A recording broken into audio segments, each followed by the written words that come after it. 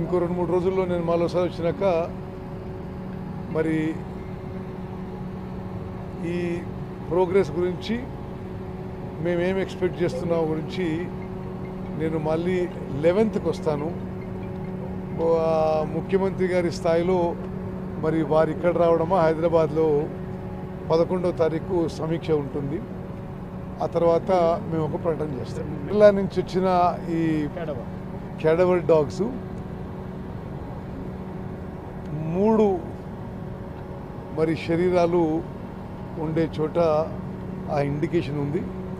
అక్కడ ఆ ఉత్తరకాశీ నుంచి వచ్చిన ర్యాట్ మైనర్స్ వాళ్ళు తవ్వుతున్నారు. బహుశా రేపటి వరకు తెలుస్తుంది. పరిహారం విషయాల్లో ఏమైనా ప్రభుత్వం నిర్ణయం తీసుకుందా? తప్పనిసరిగా అంటే మేము వాళ్ళు ఇక లేరు అనే ఒక నిర్దిష్టమైన